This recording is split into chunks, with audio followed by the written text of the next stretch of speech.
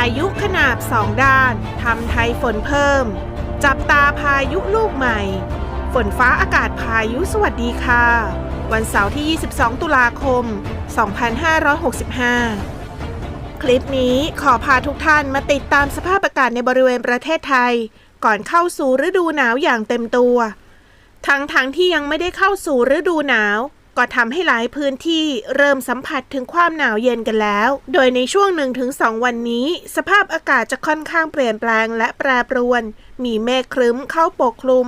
บางพื้นที่อาจมีความร้อนอบอ้าวนั่นก็เป็นสัญญาณบอกว่าในช่วงเย็นถึงค่ำของวันนี้จะมีฝนฟ้าคะนองกระจายตัวเกิดขึ้นได้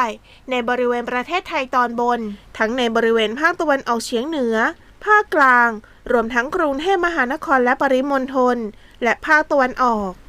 จะเกิดขึ้นเนื่องจากเหตุปัจจัยใดบ้าง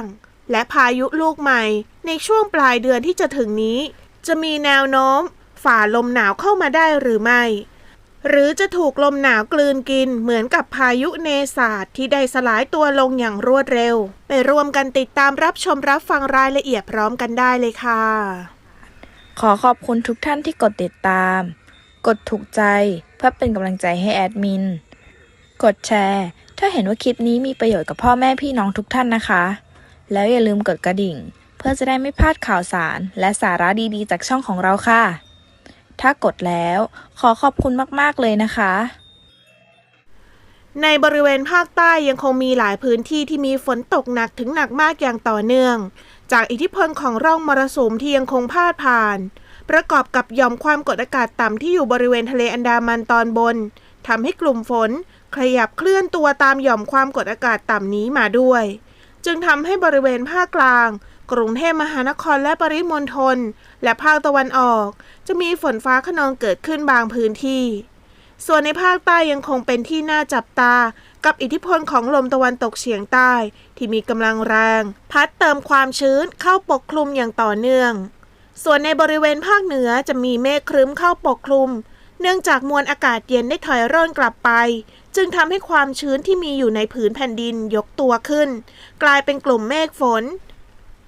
แต่เนื่องจากอิทธิพลของความหนาวเย็นที่เข้าปกคลุมหลายวันจึงทำให้ฝนที่เกิดขึ้นจะมีลักษณะตกเล็กน้อยปรยๆในบางพื้นที่ส่วนทางภาคตะวันออกเฉียงเหนือในวันนี้จะได้รับอิทธิพลจากการสลายตัวของพายุเนศาสที่กลุ่มฝนจะเคลื่อนตัวมาทางด้านทิศตะวันออกของภาคตะวันออกเฉียงเหนือทำให้มีฝนฟ้าคะนองเกิดขึ้นได้ในบางพื้นที่ส่วนหย่อมความกดอากาศต่ำที่อยู่บริเวณตอนบนของประเทศฟิลิปปินส์ตามที่จอยส์ไต้ฝุ่นวอร์นิ่งเซ็นเตอร์ของฐานทัพเรือสหรัฐได้มีการคาดหมายว่ามีโอกาสทวีกำลังแรงขึ้นเป็นพายุโซนร้อนได้แต่เนื่องจากมวลอากาศเย็นที่แผ่เข้ามาปกคลุมอยู่นั้นยังคงปกคลุมในบริเวณทะเลจีนใต้ตอนบนซึ่งโดยส่วนมากแล้วพายุที่เกิดขึ้นในบริเวณตอนบนนี้จะมีโอกาสสลายตัวได้ง่ายจากอิทธิพลของมวลอากาศเย็นที่แผ่เข้ามาปกคลุมถึงทะเลจีนใต้ตอนบนนั่นเองซึ่งจะทำให้อุณหภูมิของน้ำทะเลนั้นมีความเย็นมากกว่ามีความร้อนจึงทำให้การพัฒนาตัวของพายุเป็นไปได้น้อยมากซึ่งจะทำให้พายุลูกนี้มีแนวโน้มอ่อนกำลังลงเช่นเดียวกันกับพายุเนศาสที่อาจสลายตัวลงก่อนเข้าถึงฝั่งแต่แอดมินอยากให้พ่อแม่พี่น้องทุกท่านติดตามหย่อมความกดอากาศต่ำอีกหนึ่งลูกที่อยู่บริเวณประเทศฟิลิปปินส์ตอนล่างในช่วงวันที่ 26-27 ตุลาคมที่ว่าน่าจับตามองนั้นก็เนื่องมาจากการเกิดหย่อมความกดอากาศต่ำลูกนี้เกิดขึ้นในเขตแนวร่องมรสุมโดยที่มวลอากาศเย็นแผ่เข้ามาไม่ถึงจึงทำให้การเคลื่อนตัวของหย่อมความกดอากาศต่ำนี้มีโอกาสเคลื่อนตัวลงสู่ทะเลจีนใต้ในช่วงวันที่ 29 ตุลาคมซึ่งเมื่อมองจากโมเดลแล้วหย่อมความกดอากาศต่ำลูกนี้มีโอกาสทวีกำลังแรงขึ้นเป็นพายุอีกทั้งยังมีขนาดค่อนข้างใหญ่จากโมเดลมีการคาดหมายการเคลื่อนตัวเข้าสู่ในบริเวณชายฝั่งบริเวณประเทศเวียดนามในช่วงวันที่ 30 ตุลาคม 2565 ซึ่งบริเวณประเทศไทยของเรานั้นคาดว่าจะได้รับผลกระทบเพียงเล็กน้อยเท่านั้นในช่วงเวลาดังกล่าวตามที่โมเดลได้แสดงเอาไว้โดยเมื่อดูลมในระดับ 5,500 เมตรจะเห็นได้ว่าลมนำพาเมฆฝนในบริเวณประเทศจีนจะมีลมตะวันตกคอยดึงให้พายุเคลื่อนสูงขึ้นมา แต่ในบริเวณทะเลจีนใต้มีลมตะวันออกพัดเข้าหาบริเวณประเทศไทยจากการหมุนวนสาดนำความชื้นจากตัวพายุซึ่งมองจากโมเดลแล้วพายุลูกนี้อาจมีแนวโน้มเคลื่อนตัวขึ้นฝั่งบริเวณประเทศเวียดนามก็เป็นไปได้นะคะแต่ถือว่าโมเดลยังอีกยาวไกลยังคงมีการเปลี่ยนแปลงได้อย่างต่อเนื่องจึงขอให้พ่อแม่พี่น้องทุกท่านดูไว้เพื่อเป็นแนวทางซึ่งหากมีเหตุการณ์ใดๆเปลี่ยนแปลงทางแอดมินและทีมงานจะรีบติดตามนำรายละเอียดมาแจ้งให้กับพ่อแม่พี่น้องทุกท่านได้รับทราบในคลิปต่อไปส่วนลักษณะอากาศโดยทั่วไปของวันนี้ร่องมรสุมยังคงพาดผ่านอยู่ในบริเวณภาคใต้ตอนกลางประกอบกับมีหย่อมความกดอากาศต่ำกำลังแรงปกคลุมบริเวณอ่าวเบงกอลตอนกลางในขณะที่ลมตะวันตกเฉียงใต้กำลังแรงพัดปกคลุมทะเลอันดามันตอนบนเริ่มมีกำลังอ่อนลงส่วนลมตะวันออกยังคงพัดปกคลุมอ่าวไทยและภาคใต้ทำให้ภาคใต้มีฝนตกหนักบางแห่งจึงขอให้พ่อแม่พี่น้องบริเวณภาคใต้ระวังอันตรายจากฝนตกหนักและฝนที่ตกสะสมซึ่งอาจทำให้เกิดน้ำท่วมฉับพลันและน้ำป่าไหลหลากโดยเฉพาะพื้นที่ลาดเชิงเขาใกล้ทางน้ำไหลผ่านและพื้นที่ลุ่มเอาไว้ด้วยส่วนคลื่นลมบริเวณทะเลอันดามันและอ่าวไทยเริ่มมีกำลังอ่อนลงโดยมีคลื่นสูง 1-2 เมตรบริเวณที่มีฝนฟ้าคะนองคลื่นสูงมากกว่า2เมตรส่วนอ่าวไทยมีคลื่นสูงประมาณ1เมตรบริเวณที่มีฝนฟ้าคะนองคลื่นสูงมากกว่า1เมตรขอให้ชาวเรือเดินเรือด้วยความระมัดระวังและหลีกเลี่ยงการเดินเรือในบริเวณที่มีฝนฟ้าคะนองเรือเล็กบริเวณทะเลอันดามันตอนบนควรงดออกจากฝั่งต่อไปอีก1วันในส่วนของบริเวณประเทศไทยตอนบนนั้นยังคงได้รับอิทธิพลจากบริเวณความกดอากาศสูงหรือมวลอากาศเย็นจากประเทศจีนที่ยังคงปกคลุมประเทศไทยตอนบนและทะเลจีนใต้ในขณะที่ลมตะวันออกพัดปกคลุมภาคตะวันออกเฉียงเหนือตอนล่างภาคกลางตอนล่างรวมทั้งกรุงเทพมหานครและปริมณฑลและภาคตะวันออกทำให้บริเวณประเทศไทยตอนบนจะมีอากาศเย็นกับมีหมอกบางในตอนเช้าและมีฝนเกิดขึ้นได้บางพื้นที่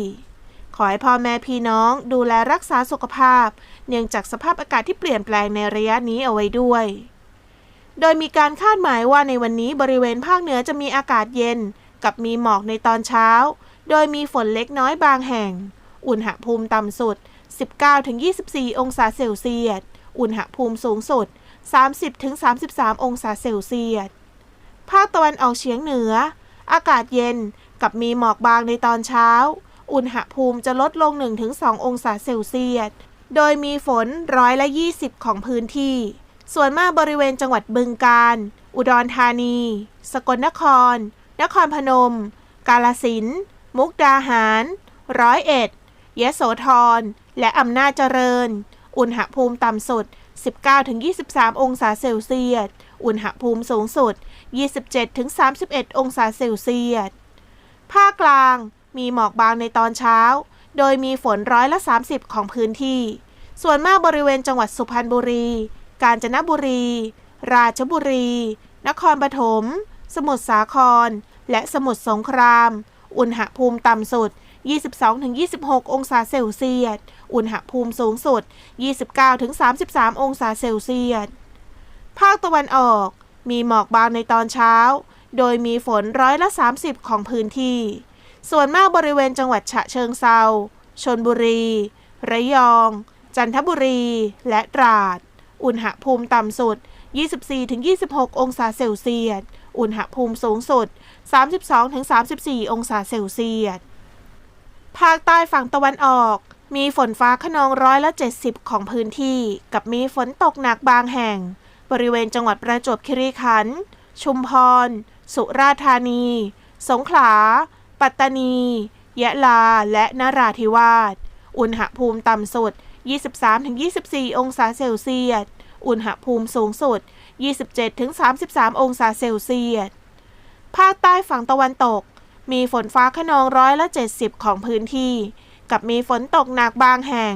บริเวณจังหวัดระนองพังงาและกระบี่อุณหภูมิต่ำสุด 23-25 องศาเซลเซียสอุณหภูมิสูงสุด 30-32 องศาเซลเซียสกรุงเทพมหานครและปริมณฑลมีหมอกบางในตอนเช้าโดยมีฝน30%ของพื้นที่ อุณหภูมิต่ำสุด 25-26 องศาเซลเซียส อุณหภูมิสูงสุด 30-32 องศาเซลเซียส จากแนวโน้มลักษณะอากาศที่ค่อนข้างแปรปรวนในช่วงนี้ ขอให้พ่อแม่พี่น้องทุกท่านดูแลรักษาสุขภาพเอาไว้ด้วยซึ่งแอดมินและทีมงานขอส่งกำลังใจไปยังพ่อแม่พี่น้องที่ยังคงต้องประสบกับปัญหาอุทกภัยอยู่ในขณะนี้ขอให้สถานการณ์น้ำกลับเข้าสู่สภาวะปกติโดยไวขอให้พ่อแม่พี่น้องทุกท่านได้กลับมาใช้ชีวิตอย่างเป็นปกติสุขในเร็ววันและแล้วก็มาถึงในช่วงสุดท้ายของคลิปซึ่งก่อนจะจบคลิปไปขอฝากพ่อแม่พี่น้องทุกท่านเป็นกำลังใจให้กันด้วยการกดถูกใจกดแชร์และอย่าลืมคอมเมนต์มาว่ารับชมจากสถานที่ใดสภาพอากาศในพื้นที่ของพ่อแม่พี่น้องทุกท่านเป็นเช่นไรกันบ้างแอดมินรออ่านอยู่นะคะซึ่งแอดมินต้องขอขอบคุณทุกท่านที่ติดตามและร่วมรับชมคลิปของเรา